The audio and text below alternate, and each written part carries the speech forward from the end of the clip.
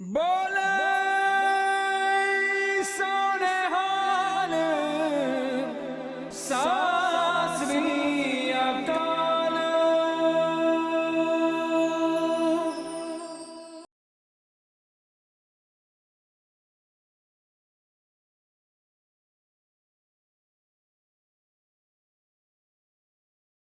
ਅਕਾਲ channel ਦੇਖ ਰਹੇ ਸਾਰੇ ਦਰਸ਼ਕਾਂ ਦਾ ਬਹੁਤ-ਬਹੁਤ ਸਵਾਗਤ। ਮੈਂ ਹਾਂ ਸੁਖਬੀਰ ਕੌਰ। ਤੁਸੀਂ ਵੇਖ ਰਹੇ ਹੋ ਪ੍ਰੋਗਰਾਮ ਆਵਾਜ਼ ਪੰਜਾਬ ਦੀ ਔਰ ਇਹ ਪ੍ਰੋਗਰਾਮ ਯੂਕੇ, ਯੂਰਪ ਔਰ 106 ਦੇਸ਼ਾਂ ਵਿੱਚ ਦੇਖਿਆ ਜਾਂਦਾ ਹੈ। ਆਵਾਜ਼ ਪੰਜਾਬ ਦੀ ਪ੍ਰੋਗਰਾਮ ਦੇ ਤਹਿਤ ਅਸੀਂ ਇੱਕ ਤਾਂ ਸਟੂਡੀਓ ਬੇਸ ਪ੍ਰੋਗਰਾਮ ਕਰਦੇ ਹਾਂ ਤੇ ਦੂਸਰਾ ਫੀਲਡ ਬੇਸ। ਸਟੂਡੀਓ ਬੇਸ ਵਿੱਚ ਅਸੀਂ ਕੋਈ ਐਕਸਪਰਟ ਬੁਲਾ ਕੇ ਉਸ ਦੇ ਨਾਲ ਗੱਲਬਾਤ ਕਰਦੇ ਹਾਂ ਤੇ ਫੀਲਡ ਬੇਸ ਵਿੱਚ ਅਸੀਂ ਤੁਹਾਨੂੰ ਲੈ ਕੇ ਜਾਂਦੇ ਹਾਂ ਜੀ ਪੰਜਾਬ ਦੀਆਂ ਵੱਖ-ਵੱਖ ਜਗ੍ਹਾ ਤੇ। ਅੱਜ ਅਸੀਂ ਤੁਹਾਨੂੰ ਲੈ ਕੇ ਆਏ ਹਾਂ ਜੀ ਨਡਾਲਾ ਪਿੰਡ ਵਿਖੇ ਔਰ ਇਸ ਸਮੇਂ ਅਸੀਂ ਖੜੇ ਹਾਂ ਗੁਰਦੁਆਰਾ ਬੌਲੀ ਸਾਹਿਬ ਪਾਤਸ਼ਾਹੀ ਛੇਵੀਂ। ਇਹ ਗੁਰਦੁਆਰਾ ਪਾਤਸ਼ਾਹੀ ਛੇਵੀਂ ਦੀ ਚਰਨ ਛੋਹ ਪ੍ਰਾਪਤ ਹੈ ਤੇ ਆਓ ਜੀ ਚੱਲਦੇ ਹਾਂ ਇਸ ਗੁਰਦੁਆਰਾ ਸਾਹਿਬ ਤੇ ਹੁੰਦੇ ਹਾਂ ਨਤਮਸਤਕ। ਆਓ ਜੀ ਮੇਰੇ ਨਾਲ ਚੱਲੀਏ।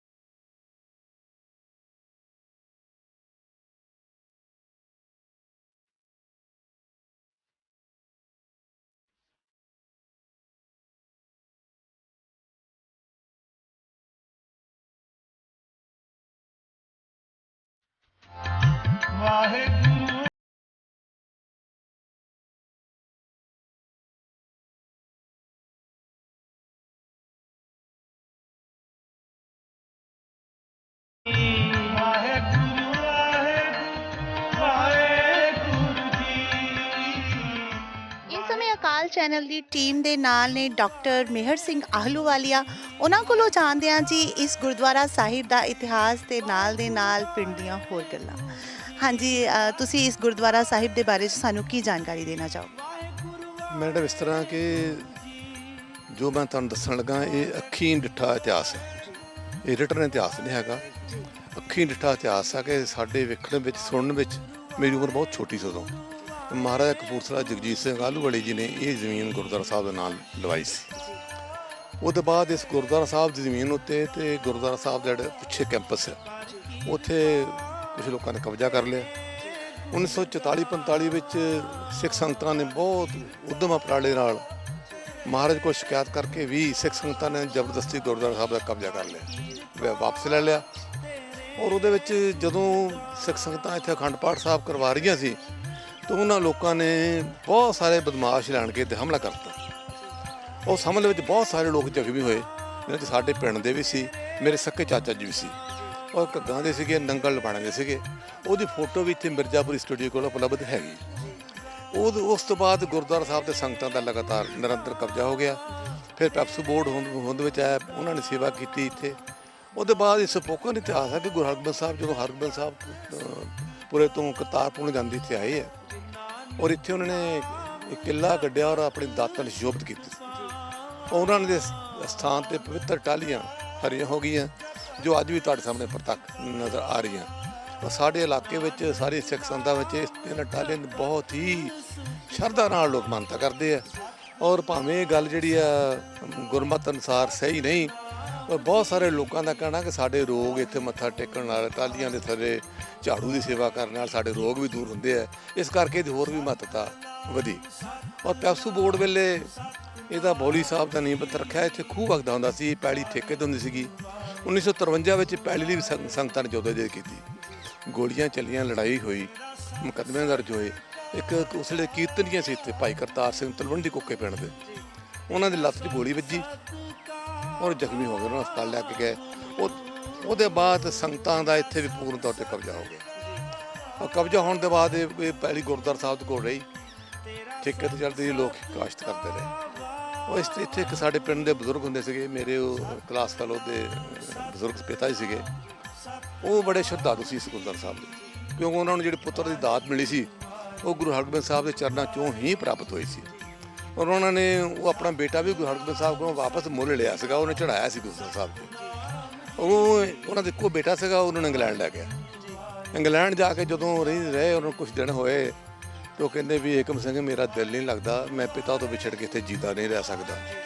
ਉਹਨੇ ਕਿਹਾ ਵੀ ਭਾਈਆ ਜੀ ਤੁਸੀਂ ਇੱਥੇ ਆਰਾਮ ਨਾਲ ਪ੍ਰਸ਼ਾਦਾ ਛਕੋ, ਬਿਰਧ ਉਮਰ ਆ ਤੁਹਾਡੀ, ਉੱਥੇ ਕੀ ਕਰੋਗੇ ਜਾ ਕੇ ਇਕੱਲੇ, ਅਸੀਂ ਸਾਰਾ ਪਰਿਵਾਰ ਇੱਥੇ ਆ, ਤੁਸੀਂ ਇਕੱਲੇ ਨਾ ਆ ਜਾਓ। ਉਹਨਾਂ ਨੇ ਅਨਪੜ੍ਹ ਛੱਡਤਾ। ਉਹਨਾਂ ਕਿਹਾ ਭਾਈ ਏਕਮ ਸਿੰਘ ਪ੍ਰਸ਼ਾਦਾ ਗੁਰੂ ਹਰਗੋਬਿੰਦ ਸਾਹਿਬ ਦੇ ਚਰਨਾਂ 'ਚ ਹੀ ਜਾ ਕੇ ਛਕਣਾ। ਔਰ ਇੱਥੇ ਆ ਗਏ। ਇੱਥੇ ਉਹਨਾਂ ਨੇ ਸਾਨੂੰ ਜਿਹੜੇ ਅਸੀਂ ਗੁਰਦੁਆਰਾ ਸਾਹਿਬ ਦੇ ਪੁਰਾਣੇ ਪਰਿਵਾਰਕ ਤੌਰ 'ਤੇ ਜੁੜੇ ਸੀਗੇ ਉਹਨਾਂ ਉਹਨਾਂ ਨੇ ਇਕੱਠੇ ਕੀਤਾ। ਉਹਨਾਂ ਕਿਹਾ ਮੈਨੂੰ ਤਾਂ ਪਾਤਸ਼ਾਹ ਨੇ ਇੱਥੇ ਹੁਕਮ ਦੇ ਕੇ ਬੁਲਾਇਆ, ਮੈਂ ਇਸ ਸਥਾਨ ਦੀ ਸੇਵਾ ਕਰਨੀ। ਇੱਥੇ ਲੋਕ ਉਹਦੇ ਡੰਗਰ ਬੰਨ੍ਹਦੇ ਹੁੰਦੇ ਸੀ। ਬੇਅਦਬੀ ਵਾਲੀ ਗੱਲ ਸਮਝ ਲਓ ਤੁਸੀਂ, ਸਾਡੇ ਚੇਤਨਤਾ ਨਹੀਂ ਸਿੱਖਾਂ ਵਿੱਚ। ਔਰ ਉਹਨਾਂ ਨੇ ਆਣ ਕੇ ਪਿੱਛੇ ਇੱਕ ਕਮਰਾ ਬਣਾ ਕੇ ਗੁਰੂ ਸਾਹਿਬ ਦਾ ਪ੍ਰਕਾਸ਼ ਕੀਤਾ। ਔਰ ਇੱਥੇ ਪ੍ਰਕਾਸ਼ ਕਰਦਿਆਂ ਕੀਰਤਨ ਦੀ ਸੇਵਾ ਸ਼ੁਰੂ ਹੋ ਗਈ। ਇੱਕ ਭਾਈ ਕਰਮ ਸਿੰਘ ਰਈਏ ਦੇ ਰਹਿਣ ਵਾਲੇ ਹੁੰਦੇ ਸੀਗੇ, ਉਹ ਵੀਡੀਓ ਦਫ਼ਤਰ 'ਚ ਡਰਾਈਵਰ ਲੱਗੇ ਹੁੰਦੇ ਸੀ। ਉਹਨਾਂ ਨੇ ਆਸਾ ਜੀ ਦਰਬਾਰ ਦਾ ਨਿਤਾ ਪ੍ਰਤੀ ਕੀਰਤਨ ਕਰਨਾ। ਸ਼੍ਰੋਮਣੀ ਗੁਰਦੁਆਰਾ ਪ੍ਰਬੰਧਕ ਕਿਉਂਕਿ ਇਸ ਗੁਰਦੁਆਰਾ ਸਾਹਿਬ ਜਿੱਥੇ ਸੰਗਤ ਸੇਵਾ ਕਰਦੀ ਸੀ ਉਹਨੂੰ ਆਪਣੀ ਇੱਕ ਮਤਵਾਜ਼ੀ ਦੁਕਾਨ ਸਮਝਦੇ ਸੀ। ਉਹਨਾਂ ਨੇ ਸਰਕਾਰ ਉਦੋਂ ਅਕਾਲੀ ਦਲ ਦੀ ਸੀਗੀ, ਉਹਨਾਂ ਨੇ ਉਹਦੀ ਬਦਲੀ ਕਰਾਤੀ, ਇੱਥੋਂ ਵੀ ਚਲੇ ਜਾ ਕੀਰਤਨ ਬੰਦ ਹੋ ਜਾਊਗਾ। ਪਰ ਜਿੱਥੇ ਸੰਗਤਾਂ ਦਾ ਹੜ੍ਹ ਆਵੇ ਉੱਥੇ ਕੀਰਤਨ ਕਦੀ ਬੰਦ ਨਹੀਂ ਹੁੰਦਾ। ਔਰ ਇੱਥੇ ਫਿਰ ਮੇਰੀ ਵਾਈਫ ਨੇ 12 ਸਾਲ ਲਗਾਤਾਰ ਕੀਰਤਨ ਕੀਤਾ ਗੁਰਦੁਆਰਾ ਸਾਹਿਬ। ਔਰ ਇਹ ਦਿਨੋਂ ਦਿਨ ਫਿਰ ਵੱਧਦਾ ਗਿਆ, ਦਿਨੋਂ ਦਿਨ ਤਰੱਕੀ ਹੁੰਦੀ ਗਈ। ਬਾਬਾ ਮੱਸਾ ਸਿੰਘ ਦਾ ਇਹ ਕਹਿਣਾ ਸੀਗਾ ਇਹ ਇੱਥੇ ਬਹੁਤ ਵੱਡਾ ਤੀਰਥ ਬਣੇਗਾ। ਔਰ ਅੱਜ ਉਹ ਪਤਾਕਾ ਸਾਰਿਆਂ ਸਾਹਮਣੇ, ਇਹ ਸਾਡੇ ਪਿੰਡ ਦੀ ਨਹੀਂ ਸਾਡੇ ਇਲਾਕੇ ਦੀ ਸ਼ਾਨ ਆ, ਗੁਰੂ ਪੰਥ ਦੀ ਸ਼ਾਨ। ਸ਼੍ਰੋਮਣੀ ਗੁਰਦੁਆਰਾ ਪ੍ਰਬੰਧਕ ਕਮੇਟੀ ਪਹਿਲਾਂ ਲੋਕਲ ਕਮੇਟੀ ਬਣਾਈ, ਉਹ ਤੋਂ ਬਾਅਦ ਕਿਉਂਕਿ ਆਮਦਨੀ ਵੱਧ ਗਈ ਤਾਂ ਉਹਨਾਂ ਨੇ ਇਹਨਾਂ ਨੂੰ ਆਪਣੇ ਪ੍ਰਬੰਧ ਵਿੱਚ ਲੈ ਲਿਆ। ਹੁਣ ਪ੍ਰਬੰਧ ਜਿਹੜਾ ਸ਼੍ਰੋਮਣੀ ਕਮੇਟੀ ਕੋਲ ਹੈਗੀ, ਸੰਗਤਾਂ ਇੱਥੇ ਨੇਤਾ ਭਰਤੀ ਆਉਂਦੀਆਂ, ਨਿਤਨੇਮ ਕਰਦੀਆਂ, ਸੁਖਮਨੀ ਸਾਹਿਬ ਦਾ ਪਾਠ ਕਰਦੇ ਆ, ਲੋਕ ਆਪਣੀ ਜ਼ਿੰਦਗੀ ਦਾ ਲਾਹਾ ਪ੍ਰਾਪਤ ਕਰ ਰਹੇ ਆ। ਇਹ ਜਿਹੜਾ ਸਥਾਨ ਹੈ ਸਾਡੇ ਵਾਸਤੇ ਤੇ ਸਭ ਤੋਂ ਪਵਿੱਤਰ ਸਥਾਨ ਆ, ਸਭ ਤੋਂ ਪੂਜਨੀय ਸਥਾਨ ਆ ਸਾਡੇ ਪਿੰਡ ਦੇ ਲੋਕਾਂ ਲਈ, ਸਾਡੇ ਇਲਾਕੇ ਦੇ ਲੋਕਾਂ ਲਈ। ਔਰ ਮੈਨੂੰ ਕਹਿਣ 'ਚ ਕੋਈ ਆਦਤ ਕਥਨੀ ਨਹੀਂ, ਲੋਕੀ ਗੱਲਾਂ ਕਰਦੇ ਆ ਕਿ ਇੱਥੋਂ ਮੈਂ ਆਹ ਕਿਹਾ ਸੀ ਮੈਨੂੰ ਆਹ ਮਿਲ ਗਿਆ, ਮੈਂ ਆਹ ਕਿਹਾ ਸੀ ਮੈਨੂੰ ਆਹ ਮਿਲ ਗਿਆ। ਇੱਥੋਂ ਤੱਕ ਕਿ ਲੋਕੀ ਅਰਦਾਸਾਂ ਕਰਾ ਕੇ ਜਾਂਦੇ ਆ, ਜਿਨ੍ਹਾਂ ਦੇ ਬੱਚੇ ਸਾਡੇ ਇਲਾਕੇ 'ਚ ਬਹੁਤ ਸਾਰੇ ਬੱਚੇ ਵਿਦੇਸ਼ਾਂ ਗਏ ਹੋਏ ਆ, ਜਿਨ੍ਹਾਂ ਦੇ ਬੱਚੇ ਵਿਦੇਸ਼ਾਂ 'ਚ ਭਟਕਦੇ ਹੁੰਦੇ ਆ, ਜਿਨ੍ਹਾਂ ਨੂੰ ਥਾਂ ਨਹੀਂ ਮਿਲਦਾ। ਜੋ ਗੁਰੂ ਹਰਗੋਬਿੰਦ ਸਾਹਿਬ ਸੱਚੇ ਪਾਤਸ਼ਾਹ ਦੀ ਕਿਰਪਾ ਹੁੰਦੀ ਹੈ, ਜਦੋਂ ਸ਼ਬਦ ਆਪਣੀ ਕਲਾ ਵਰਤਾਉਂਦਾ ਨਾ, ਉਹ ਬੱਚੇ ਵੀ ਕੋਈ ਅਮਰੀਕਾ, ਕੋਈ ਜਰਮਨੀ, ਵੱਖ-ਵੱਖ ਦੇਸ਼ਾਂ 'ਚੋਂ ਕੈਨੇਡਾ ਸੈਟਲ ਹੋ ਗਏ ਲੋਕੀ। ਔਰ ਉੱਥੋਂ ਸੈਂਕੜਿਆਂ ਦੀ ਗਿਣਤੀ 'ਚ ਹਰ ਸਾਲ ਲੋਕ ਉੱਥੇ ਆਉਂਦੇ ਆ, ਸ਼ਰਧਾ ਭਾਵਨਾ ਨਾਲ ਸੇਵਾ ਚੜਾ ਕੇ ਜਾਂਦੇ ਆ। ਉਹ ਇਹ ਗੁਰਦੁਆਰਾ ਜਿਹੜਾ ਹੈਗਾ ਦਿਨ ਦੁਨੀ ਤੇ ਰਾਤ ਚੌਗੁਣੀ ਤਰੱਕੀ ਕਰ ਰਿਹਾ ਹੈਗਾ ਅਤੇ ਹੋਰ ਕਰੇਗਾ। ਸਾਡਾ ਤੇ ਇਸ ਸਥਾਨ ਪ੍ਰਤੀ ਸਿਰ ਜਿਹੜਾ ਹੈਗਾ ਸ਼ਰਧਾ ਔਰ ਸਤਿਕਾਰ ਨਾਲ ਝੁਕਦਾ। ਮੈਂ ਤੇ ਤੁਹਾਡੇ ਪ੍ਰਤੀ ਵੀ ਸ਼ਰਧਾ ਪ੍ਰਗਟ ਕਰਦਾ, ਤੁਸੀਂ ਜਿਹੜੇ ਇਸ ਸਥਾਨ ਦੇ ਬਾਰੇ ਜਾਣਕਾਰੀ ਲੈਣ ਆਏ ਹੋ। ਤੁਹਾਡੇ ਤੇ ਸਤਿਗੁਰੂ ਸੱਚੇ ਪਾਤਸ਼ਾਹ ਗੁਰੂ ਹਰਗੋਬਿੰਦ ਸਾਹਿਬ ਕਿਰਪਾ ਕਰਨ ਆਪਣੀ ਤੇ ਤੁਹਾਨੂੰ ਹੋਰ ਬਲ ਦੇਣ ਤਾਂ ਕਿ ਗੁਰੂ ਸਾਹਿਬ ਦੇ ਘਰ ਦੀ ਸੇਵਾ ਕਰ ਸਕੋ। ਜੀ ਮਿਹਰਬਾਨੀ, ਬਹੁਤ ਹੀ ਵਧੀਆ ਵਿਚਾਰ ਦਿੱਤੇ ਨੇ ਇਹਨਾਂ ਨੇ ਔਰ ਬੜੇ ਵਿਸਤਾਰ ਦੇ ਨਾਲ ਇਸ ਗੁਰਦੁਆਰਾ ਸਾਹਿਬ ਦੇ ਬਾਰੇ ਸਾਨੂੰ ਦੱਸਿਆ, ਇਸ ਪਿੰਡ ਦੇ ਬਾਰੇ ਸਾਨੂੰ ਦੱਸਿਆ। ਤੁਸੀਂ ਗੱਲ ਕੀਤੀ ਕਿ ਬਹੁਤ ਸਾਰੇ ਲੋਕ ਜਿਹੜੇ ਨੇ ਇਸ ਪਿੰਡ ਦੇ ਬਾਹਰ ਵੀ ਗਏ ਹੋਏ ਨੇ, ਤੇ ਜੇਕਰ ਗੱਲ ਕਰੀਏ ਇਸ ਪਿੰਡ ਦੀ ਆਬਾਦੀ ਦੀ, ਕਿੰਨੀ ਕੁ ਆਬਾਦੀ ਔਰ ਕਿੰਨੀ ਕੁ NRI ਲੋਕ ਕਿੰਨੇ ਕੁ ਨੇ? NRI ਤਾਂ ਤਕਰੀਬਨ ਲਗਭਗ ਮੈਡਮ ਜੀ ਤਕਰੀਬਨ 40% ਲੋਕ NRI ਨੇ। ਇਸ ਵੇਲੇ ਆਬਾਦੀ ਜਿਹੜੀ ਆ ਲਗਭਗ 10,000 ਦੇ ਕਰੀਬ ਆ। ਹੁਣ ਇੱਥੇ ਨਗਰ ਪੰਚਾਇਤ ਬਣੀ ਹੋਈ ਹੈ, ਪਹਿਲਾਂ ਇੱਥੇ ਗ੍ਰਾਮ ਪੰਚਾਇਤ ਰਹੀ ਹੈ। ਔਰ ਇਸ ਤੋਂ ਪਹਿਲਾਂ ਬੜੀ ਦੇਰ ਪਹਿਲਾਂ ਵੀ ਨਗਰ ਪੰਚਾਇਤ ਬਣੀ ਸੀਗੀ, ਫਿਰ ਉਹ ਟੁੱਟ ਗਈ। ਅਤੇ ਹੁਣ ਨਗਰ ਪੰਚਾਇਤ ਕਰਕੇ ਵਿਕਾਸ ਅੱਗੇ ਨਾਲੋਂ ਜ਼ਿਆਦਾ ਤੇਜ਼ੀ ਨਾਲ ਹੋ ਰਿਹਾ ਹੈਗਾ। ਅਤੇ ਬਾਹਰ ਜਾਣ ਵੀ ਲੋਕਾਂ ਦੀ ਤਾਂ ਪੱਕੀ ਮਾਨਤਾ ਪੱਕੀ ਕਿ ਜਿਹੜਾ ਛੇਵੇਂ ਪਾਤਸ਼ਾਹ ਦੇ ਦਰ 'ਤੇ ਨੱਕ ਰਗੜ ਕੇ ਨਤਮਸਤਕ ਹੋ ਕੇ ਬਾਹਰ ਜਾਏਗਾ ਉਹ ਸੈਟਲ ਹੋਏਗਾ, ਉਹਨੂੰ ਕੋਈ ਦਿੱਕਤ ਨਹੀਂ ਆ ਸਕਦੀ। ਮਿਹਰਬਾਨੀ ਜੀ ਬਹੁਤ ਬਹੁਤ ਇਹਨਾਂ ਨੇ ਦੱਸਿਆ ਕਿ ਕਿਸ ਤਰ੍ਹਾਂ ਲੋਕ ਇੱਥੇ ਆ ਕੇ ਅਰਦਾਸਾਂ ਕਰਦੇ ਨੇ, ਗੁਰੂ ਘਰ ਤੋਂ ਬਖਸ਼ਿਸ਼ਾਂ ਪ੍ਰਾਪਤ ਕਰਦੇ ਨੇ। ਹਾਂਜੀ ਸਰ, ਤੁਸੀਂ ਹੋ ਸਾਡੇ ਨਾਲ ਜੀ ਹੁਣ ਬਣੇ ਹੋਏ ਅਕਾਲ ਚੈਨਲ ਤੇ ਬਲਦੇਵ ਸਿੰਘ ਜੀ। ਹਾਂਜੀ, ਤੁਸੀਂ ਸਾਨੂੰ ਕੀ ਜਾਣਕਾਰੀ ਦੇਣਾ ਚਾਹੋਗੇ ਜੀ? ਡਾਕਟਰ ਸਾਹਿਬ ਨੂੰ ਕਾਫੀ ਦੱਸਿਆ। ਉਦੋਂ ਤੋਂ ਪਹਿਲਾਂ ਦਾ ਇਤਿਹਾਸ ਇਹ ਹੈ ਵੀ ਇਸ ਪਿੰਡ ਦੀ ਮੋੜੀ ਗੱਡੀ ਗਈ ਜਿੱਥੇ ਲੱਖਾਂ ਦਾ ਦਾਦਾ ਉਹ ਹੁਣ ਲੱਖਾਂ ਦੇ ਦਾਦੇ ਤੌਰ ਤੋਂ ਨਮਸਕਾਰ ਕਰਦੇ ਸਾਰੇ। ਤੇ ਉੱਥੇ ਉਹ 8 ਸਦੀਆਂ ਪਹਿਲੋਂ 9 ਸਦੀਆਂ ਪਹਿਲੋਂ ਮਤਲਬ ਸਭ ਤੋਂ ਪੁਰਾਣਾ ਪਿੰਡ ਜਿਹੜਾ ਇਲਾਕੇ ਦਾ ਨਡਾਵਾ ਸੀ।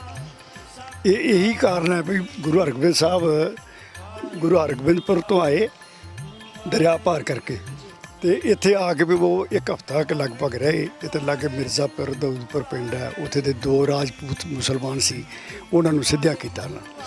ਤੇ ਉਹਨਾਂ ਨੇ ਇੱਥੇ ਉਹਨਾਂ ਨੂੰ ਵੀ ਉਸ 6ਵੀਂ ਪਾਤਸ਼ਾਹੀ ਗੁਰਦੁਆਰੇ ਵਿੱਚ ਨਹੀਂ ਵੜਨ ਦਿੱਤਾ ਗਿਆ ਜਿਹੜਾ ਸ੍ਰੀ ਗੁਰਦੁਆਰਾ ਹੈ। ਇੱਥੇ ਖੂਹ ਸੀ, ਅਸੀਂ ਦੇਖਿਆ। ਇੱਥੇ ਭਾਈ ਦਰਸ਼ਨ ਸਿੰਘ ਮਹਿੰਦਰ ਨੇ ਉਹਨਾਂ ਨੇ ਇੱਥੇ ਬੋਲੀ ਬਣਾਈ।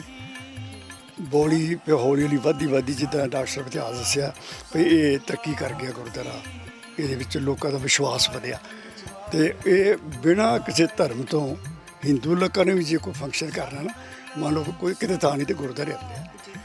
ਇਸੇ ਤਰ੍ਹਾਂ ਹੀ ਇੱਥੇ ਹੋਰ ਵੀ ਮੁਸਲਮਾਨ ਲੋਕ ਜਾਂ ਬਈਏ ਲੋਕ ਲੰਗਰ ਛਕਦੇ ਆ ਤੇ ਇੱਕ ਚੰਗਾ ਤੀਰਥ ਸਰਵ ਸਾਂਝੀ ਥਾਂ ਹੈ। ਮਿਹਰਬਾਨੀ ਬਹੁਤ ਬਹੁਤ। ਵੇਲਾ ਹੋ ਚੱਲਿਆ ਜੀ ਇੱਕ ਬ੍ਰੇਕ ਦਾ, ਲੈਣੇ ਆ ਛੋਟੀ ਜੀ ਬ੍ਰੇਕ। ਤੁਸੀਂ ਬਣੇ ਰਹੋ ਸਾਡੇ ਨਾਲ ਕਿਉਂਕਿ ਅਸੀਂ ਪਿੰਡ ਨਡਾਲਾ ਬਾਰੇ ਅਜੇ ਬਹੁਤ ਕੁਝ ਜਾਣਨਾ ਹੈ।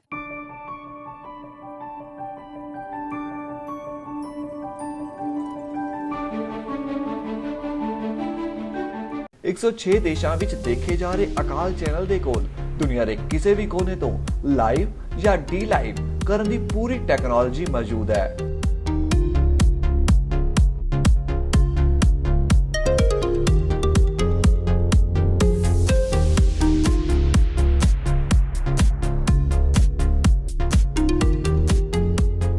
ਤੁਹਾਡਾ ਸਾਰਾ ਪ੍ਰੋਗਰਾਮ ਹਾਈ ਡੈਫੀਨੇਸ਼ਨ ਤੇ ਕਵਰ ਕੀਤਾ ਜਾਵੇਗਾ।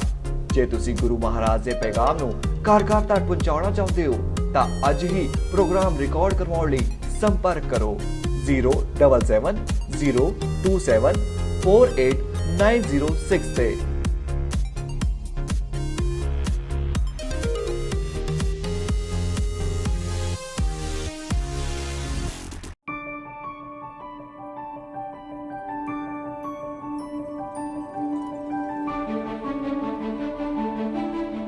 ब्रेक तो बाद एक बार फिर सारे दर्शकों का बहुत बहुत स्वागत। यूके यूरोप और 106 देशों ਵਿੱਚ प्रोग्राम देख रही हैं संगतां ਨੂੰ और ਨਾਲ ਦੇ ਨਾਲ ਅਕਾਲ ਚੈਨਲ ਦੀ ਟੀਮ ਨੂੰ ਅੱਜ ਸੁਭਾਗ ਪ੍ਰਾਪਤ ਹੋਇਆ ਕਿ ਅਸੀਂ ਨਡਾਲਾ ਪਿੰਡ ਦੀ ਕਵਰੇਜ ਦੇ ਲਈ ਆਏ ਸੀ ਤੇ ਉੱਥੇ ਸਾਨੂੰ ਪਦਮ ਸ਼੍ਰੀ ਬਾਬਾ ਸੇਵਾ ਸਿੰਘ ਜੀ ਮਿਲ ਗਏ ਨੇ ਔਰ ਹਾਂਜੀ ਜੋ ਕਿ ਵਾਤਾਵਰਣ ਪ੍ਰੇਮੀ ਨੇ ਔਰ ਨਾਲ ਦੇ ਨਾਲ ਇਹਨਾਂ ਨੇ ਬਹੁਤ ਸਾਰੇ ਸਮਾਜ ਸੇਵੀ ਕੰਮ ਕੀਤੇ ਨੇ ਸਾਡੇ ਚੈਨਲ ਦੇ ਲਈ। ਇਹ ਸੁਭਾਗ ਵਾਲੀ ਗੱਲ ਹੈ ਤੇ ਨਾਲ ਦੇ ਨਾਲ ਜਿੰਨੇ ਸਾਡੇ ਦਰਸ਼ਕ ਦੇਖ ਰਹੇ ਨੇ ਉਹਨਾਂ ਦੇ ਲਈ ਵੀ ਇਹ ਬੜੇ ਸੁਭਾਗ ਵਾਲੀ ਗੱਲ ਹੈ ਕਿ ਸਾਨੂੰ ਇਹਨਾਂ ਨੂੰ ਮਿਲਣ ਦਾ ਮੌਕਾ ਮਿਲਿਆ। ਅਸੀਂ ਤੁਹਾਡਾ ਬਾਬਾ ਜੀ ਬਹੁਤ ਬਹੁਤ ਸਵਾਗਤ ਕਰਦੇ ਹਾਂ ਅਕਾਲ ਚੈਨਲ ਦੇ ਵੱਲੋਂ। ਔਰ ਜਦੋਂ ਅਸੀਂ ਗੱਲ ਕਰਦੇ ਹਾਂ ਸਮਾਜ ਸੇਵੀ ਕੰਮਾਂ ਦੀ ਤੇ ਜਿਸ ਤਰ੍ਹਾਂ ਹੁਣ ਇੱਥੇ ਪਿੱਛੇ ਸੇਵਾ ਹੋ ਰਹੀ ਹੈ ਗੁਰਦੁਆਰਾ ਸਾਹਿਬ ਦੀ ਤੇ ਸਭ ਤੋਂ ਪਹਿਲਾਂ ਤੇ ਅਸੀਂ ਇਹ ਜਾਣਕਾਰੀ ਲੈਣਾ ਚਾਹਾਂਗੇ ਕਿ ਇਹ ਸੇਵਾ ਕਿੰਨੀ ਕੁ ਮੁਕੰਮਲ ਹੋ ਚੁੱਕੀ ਹੈ ਔਰ ਕਦੋਂ ਤੋਂ ਇਹ ਸ਼ੁਰੂ ਹੋਈ ਹੈ ਸੇਵਾ। ਵਾਹਿਗੁਰੂ ਜੀ ਕਾ ਖਾਲਸਾ ਵਾਹਿਗੁਰੂ ਜੀ ਕੀ ਫਤਿਹ। ਪਵਿੱਤਰ ਨਗਰੀ ਨਡਾਲਾ ਕਪੂਰਥਲਾ ਜ਼ਿਲ੍ਹੇ 'ਚ ਸਥਿਤ ਹੈ। ਛੇਵੇਂ ਪਾਤਸ਼ਾਹ ਗੁਰੂ ਹਰਗੋਬਿੰਦ ਸਿੰਘ ਮਹਾਰਾਜ ਮੀਰੀ ਪੀਰ ਦੇ ਮਾਲਕ ਦਾਤਾ ਬੰਦੀ ਛੋੜ ਨੇ ਪਵਾਨ ਪਿੱਤਰ ਚਰਨ ਪਾਏ। ਕਰਤਾਰਪੁਰ ਦੀ ਜੰਗ ਤੋਂ ਬਾਅਦ ਮਹਾਰਾਜ ਇੱਥੇ ਪਧਾਰੇ 6 ਪਾਤਸ਼ਾਹ ਸਮਾਂ ਰਹੇ। ਉਹਨਾਂ ਨੇ ਯਾਦ ਵਿੱਚ ਗੁਰਦੁਆਰਾ ਬੌਲੀ ਸਾਹਿਬ ਜੋ ਹੁਣ ਨਿਰਮਾਣ ਹੋ ਰਿਹਾ ਨਵੀਂ ਇਮਾਰਤ ਦਾ, ਇਹਦੀ ਤਕਰੀਬਨ ਤਿਆਰੀ ਮੁਕੰਮਲ ਹੋ ਚੁੱਕੀ ਆ। ਤਕਰੀਬਨ ਨਵੰਬਰ ਜਾਂ ਦਸੰਬਰ ਦੇ ਵਿੱਚ ਦੀ ਓਪਨਿੰਗ ਦਾ ਉਦਘਾਟਨ ਹੋਏਗਾ, ਗੁਰੂ ਮਹਾਰਾਜ ਪ੍ਰਕਾਸ਼ ਹੋਏਗਾ ਤੇ ਸੰਗਤਾਂ ਨੂੰ ਸਮਰਪਿਤ ਹੋ ਜਾਏਗਾ। ਤੇ ਪਿਛਲੇ ਕਈ ਸਾਲਾਂ ਤੋਂ ਇਹ ਲਗਾਤਾਰ ਸੇਵਾ ਤੇ ਕਾਫੀ ਚਿਰ ਤੋਂ ਪਹਿਲਾਂ ਅੰਦਰਲਾ ਗੁਰਦੁਆਰਾ ਤੰਬੂ ਸਾਹਿਬ ਬਣਿਆ, ਉਸ ਤੋਂ ਬਾਅਦ ਲੰਗਰ ਹਾਲ ਬਣਿਆ, ਉਸ ਤੋਂ ਬਾਅਦ ਦਰਸ਼ਨ ਜਿਹੜੀ ਬਣੀ ਟੈਂਕੀ ਪਾਣੀ ਵਾਲੀ ਬਣੀ, ਹੁਣ ਇਹ ਦਰਬਾਰ ਸਾਹਿਬ ਦਾ ਨਿਰਮਾਣ ਹੋ ਰਿਹਾ ਹੈ। ਸੋ ਗੁਰੂ ਦੀ ਕਿਰਪਾ ਦੇ ਨਾਲ ਥੋੜ੍ਹੇ ਸਮੇਂ ਵਿੱਚ ਸੰਗਤਾਂ ਨੂੰ ਸਮਰਪਿਤ ਹੋ ਜਾਏਗਾ। ਇਹ ਛੇਵੇਂ ਪਾਤਸ਼ਾਹ ਦੀ ਬਾਰਕ ਚਰਨ ਛੂਹ ਪ੍ਰਾਪਤ ਨਗਰੀ ਹੈ ਤੇ ਇੱਥੇ ਮਹਾਰਾਜ ਨੇ ਬੜੀ ਬਖਸ਼ਿਸ਼ ਕੀਤੀ ਹੈ। ਤੇ ਜਦੋਂ ਅਸੀਂ ਵਾਤਾਵਰਣ ਦੀ ਗੱਲ ਕਰਦੇ ਹਾਂ ਕਿ ਜਿਸ ਤਰ੍ਹਾਂ ਤੁਸੀਂ ਵਾਤਾਵਰਣ ਪ੍ਰੇਮੀ ਵੀ ਰਹੇ ਹੋ, ਬਹੁਤ ਸਾਰੇ ਜਿਹੜੇ ਬੂਟੇ ਆ ਜਾਂ ਬਹੁਤ ਸਾਰੇ ਪੌਦੇ ਜਿਹੜੇ ਆ ਤੁਸੀਂ ਲਗਾਏ ਆ, ਸਾਡੇ ਦਰਸ਼ਕਾਂ ਨੂੰ ਕੀ ਮੈਸੇਜ ਦੇਣਾ ਚਾਹੁੰਦੇ ਹੋ ਕਿ ਕਿਸ ਤਰ੍ਹਾਂ ਸਾਨੂੰ ਆਪਣੇ ਵਾਤਾਵਰਣ ਦੀ ਜਿਹੜੀ ਆ ਸਾਂਭ ਸੰਭਾਲ ਕਰਨੀ ਚਾਹੀਦੀ? ਬਲਹਾਰੀ ਕੁਦਰਤ ਵਜਾ ਗੁਰਬਾਣੀ ਵਿੱਚ ਬੜਾ ਵਿਸਤਾਰ ਦੇ ਨਾਲ ਸਾਨੂੰ ਸੰਦੇਸ਼ ਮਿਲਿਆ। ਪਾਵਨ ਗੁਰੂ ਪਾਣੀ ਪਿਤਾ ਮਾਤਾ ਧਰਤ ਮਾਤ, ਮਹਾਰਾਜ ਨੇ ਕਿਵੇਂ ਮਤਲਬ ਵਾਤਾਵਰਨ ਨੂੰ ਸ਼ੁੱਧਤਾ ਨੂੰ ਪਾਉਣ ਨੂੰ, ਹਵਾ ਨੂੰ, ਪਾਣੀ ਨੂੰ, ਮਾਤਾ ਨੂੰ ਕਿਵੇਂ ਮਤਲਬ ਸੰਭਾਲਣ ਵਾਸਤੇ ਮਹਾਰਾਜ ਨੇ ਸਾਨੂੰ ਬਖਸ਼ਾਂ ਕੀਤੀਆਂ, ਗੁਰਬਾਣੀ ਰਾਹੀਂ ਸੰਦੇਸ਼ ਦਿੱਤਾ ਹੈ। ਸਾਡਾ ਸਾਰਿਆਂ ਨੂੰ ਫਰਜ਼ ਬਣਦਾ ਕਿ ਇਹ ਕੁਦਰਤੀ ਜਿਹੜੀ ਨੇਚਰ ਨੂੰ ਅਸੀਂ ਸੰਭਾਲ ਕੇ ਰੱਖੀਏ ਤਾਂ ਕਿ ਇਹਨੂੰ ਅਸੀਂ ਸਾਫ਼ ਸੁਥਰਾ ਰੱਖਾਂਗੇ ਤਾਂ ਸਾਡਾ ਜੀਵਨ ਉਹ ਸੁਖਾਲਾ ਹੋਵੇਗਾ। ਕਿਉਂਕਿ ਜੀਵਨ ਦੇ ਬਹੁਤ ਅਹਿਮ ਹਿੱਸੇ ਨੇ ਦੋ ਚੀਜ਼ਾਂ, ਪਾਣੀ ਤੇ ਹਵਾ। ਇਸ ਸੰਸਾਰ ਤੇ ਇੱਕ ਐਸੀ ਵਸਤੂਆਂ ਨੇ ਜਿਹੜੀਆਂ ਅਮੁੱਲੇ ਖਜ਼ਾਨੇ, ਜਿਹੜੇ ਕੋਈ ਸੰਸਾਰ ਜੀਵ ਕੋਈ ਬਣਾ ਨਹੀਂ ਸਕਦਾ। ਹੋਰ ਸ਼ਕਤੀ ਪਦਾਰਥ ਜੀਵ ਬਣਾ ਸਕਦਾ ਹੈ ਪਰ ਹਵਾ ਤੇ ਪਾਣੀ ਦੀ ਕਿਸੇ ਦੇ ਵੱਸ ਦੀ ਗੱਲ ਨਹੀਂ ਕੋਈ ਉਹਨੂੰ ਬਣਾ ਸਕੇ। ਔਰ ਇਹ ਵੀ ਆ ਵੀ ਇਹਨਾਂ ਤੋਂ ਬਿਨਾਂ ਕੋਈ ਜੀ ਸਾਹ ਵਾਲੀ ਜਿੰਦਾ ਚੀਜ਼ ਨਹੀਂ ਰਹਿ ਸਕਦੀ। ਸੋ ਇਹਨਾਂ ਦਾ ਜਿੰਨਾ ਵੀ ਵੱਧ ਤੋਂ ਵੱਧ ਇਹਨਾਂ ਦਾ ਸੰਜਮ ਦੇ ਨਾਲ ਵਰਤਿਆ ਜਾਵੇ। ਇਹ ਵੱਧ ਤੋਂ ਵੱਧ ਦਰਖਤ ਪੌਦੇ ਲਗਾ ਕੇ ਹਰਿਆਵਲ ਦਾ ਆਗਾਜ਼ ਕੀਤਾ ਜਾਵੇ ਅਤੇ ਖੁਸ਼ੀਆਂ ਖੇੜਾਂ ਵਾਲਾ ਮਾਹੌਲ ਕੀਤਾ ਜਾਵੇ। ਇਹ ਸਾਡਾ ਸਾਰਿਆਂ ਦਾ ਫਰਜ਼ ਆ ਵੀ ਅਸੀਂ ਸਾਨੂੰ ਇਹਨਾਂ ਦੇ 24 ਘੰਟੇ ਆਕਸੀਜਨ ਦੀ, ਪਾਣੀ ਦੀ, ਸਾਡੀ ਸਾਹ ਵਾਲੇ 84 ਲੱਖ ਜੂਨ ਨੂੰ ਲੋੜ ਹੈਗੀ ਹੈ। ਨਹੀਂ ਬੰਦੇ ਨੂੰ ਲੋੜ, 84 ਲੱਖ ਜੂਨ ਇਹਦੀ ਲੋੜ ਹੈਗੀ ਆ ਅਤੇ ਸਾਡਾ ਸਾਰਿਆਂ ਨੂੰ ਫਰਜ਼ ਅਸੀਂ ਨਿਭਾਈਏ ਸੀ। ਠੀਕ ਹੈ ਜੀ। ਸਾਡਾ ਅਕਾਲ ਚੈਨਲ ਜਿਹੜਾ ਉਹ ਪੰਜਾਬ ਤੋਂ ਕਵਰੇਜ ਕਰਕੇ ਬਾਹਰ ਵਿਦੇਸ਼ਾਂ ਦੇ ਵਿੱਚ UK, ਯੂਰਪ ਔਰ 106 ਦੇਸ਼ਾਂ ਦੇ ਵਿੱਚ ਜਿਹੜਾ ਇਹ ਸਾਡਾ ਪ੍ਰੋਗਰਾਮ ਚੱਲਦਾ। ਔਰ ਇੱਕ ਅਸੀਂ ਪੁੱਲ ਦਾ ਕੰਮ ਕਰਦੇ ਹਾਂ ਜੀ। ਪੰਜਾਬ ਦੀ ਜਿਹੜੀ ਪੰਜਾਬੀਅਤ ਹੈ ਉੱਧਰ ਅਸੀਂ ਬਾਹਰ ਵਸਦੇ ਜਿਹੜੇ ਸਾਡੇ ਦਰਸ਼ਕ ਨੇ ਉਹਨਾਂ ਲਈ ਕੀ ਮੈਸੇਜ ਦੇਣਾ ਚਾਹੋਗੇ ਜੀ? ਠੀਕ ਹੈ। ਬਾਹਰ ਦੇਸ਼ ਵਿਦੇਸ਼ ਸੰਗਤ ਜਿਹੜੀ ਵੀ ਬੈਠੀ ਆਪੋ ਆਪਣੇ ਪਿੰਡਾਂ ਨਾਲ ਜੁੜੀ ਹੋਈ ਹੈ, ਇੱਥੋਂ ਨਗਰਾਂ ਤੋਂ ਗਈ ਹੋਈ ਆ, ਉਹ ਵੀ ਆਪਣੇ ਇੱਥੇ ਨਗਰਾਂ ਵਿੱਚ ਜੋ ਲੋੜਵੰਦ ਬੱਚੇ ਉਹਨਾਂ ਨੂੰ ਵਧੀਆ ਐਜੂਕੇਸ਼ਨ ਦੀ ਜਾਵੇ, ਸਾਫ਼ ਸੁਥਰਾ ਵਾਤਾਵਰਨ ਪਿੰਡਾਂ ਵਿੱਚ ਸਹਿਯੋਗ ਦਿੱਤਾ ਜਾਵੇ ਔਰ ਪਿੰਡਾਂ ਵਾਲੇ ਵੀ ਉਹਨਾਂ ਦਾ ਸਹਿਯੋਗ ਲੈਣ। ਕਿਉਂ ਬਹੁਤ ਕਈ ਵਾਰ ਬਾਹਰਲੀ ਸੰਗਤ ਬੈਠੀ ਸਹਿਯੋਗ ਦੇਣਾ ਚਾਹੁੰਦੀ ਆ ਪਰ ਨਗਰਾਂ ਵੱਲੋਂ, ਪਿੰਡਾਂ ਵੱਲੋਂ ਉਹਨਾਂ ਦਾ ਪੂਰਾ ਸਹਿਯੋਗ ਨਹੀਂ ਦਿੱਤਾ ਜਾਂਦਾ ਕਿ ਉਹ ਕਈ ਵਾਰ ਕੰਮ ਅਧੂਰੇ ਰਹਿੰਦੇ ਨੇ। ਸੋ ਉਹ ਬਾਹਰੋਂ ਮਾਇਕ ਪੱਖੋਂ ਆਪਣੇ ਇਲਾਕੇ ਜਾਂ ਆਪਣੇ ਪਿੰਡਾਂ 'ਚ ਦੇਣ ਅਤੇ ਪਿੰਡਾਂ ਵਾਲੇ ਉਹਨਾਂ ਦਾ ਸਹਿਯੋਗ ਲੈ ਕੇ ਨਾਲ ਸਹਿਯੋਗ ਦੇਣ ਤਾਂ ਕਿ ਉਹ ਇੱਕ ਵਧੀਆ ਤਰੀਕੇ ਦੇ ਨਾਲ ਮਾਹੌਲ ਸਿਰ ਜਾਵੇ, ਵਾਤਾਵਰਨ ਸ਼ੁੱਧ ਹੋਵੇ ਅਤੇ ਐਜੂਕੇਸ਼ਨ ਦਾ ਮਿਆਰੀ ਵਿੱਦਿਆ ਸਾਡੇ ਪੰਜਾਬ ਵਿੱਚ ਉੱਚ ਵਿੱਦਿਆ ਦਾ ਹਾਸਲ ਮੁਕਾਮ ਨੂੰ ਪਹੁੰਚ ਸਕਣ। ਕਿਉਂਕਿ ਦੋ ਚੀਜ਼ਾਂ ਇਹ ਕਿ ਮਤਲਬ ਇੱਕ ਸਿਹਤ ਅਤੇ ਵਿੱਦਿਆ, ਇਹ ਦੋ ਚੀਜ਼ਾਂ ਸਾਨੂੰ ਬਹੁਤ ਜ਼ਰੂਰਤ ਆ। ਇਹ ਸਾਰੀਆਂ ਅਸੀਂ ਸਹਿਯੋਗ ਦੇ ਨਾਲ ਲੈ ਸਕਦੇ ਹਾਂ। ਧੰਨਵਾਦ। ਆਪਣਾ ਕੀਮਤੀ ਸਮਾਂ ਸਾਨੂੰ ਦਿੱਤਾ, ਸਾਡੇ ਨਾਲ ਗੱਲਬਾਤ ਕੀਤੀ, ਬਹੁਤ ਬਹੁਤ ਮਿਹਰਬਾਨੀ ਜੀ। ਵਾਹਿਗੁਰੂ ਜੀ ਕੀ ਫਤਿਹ।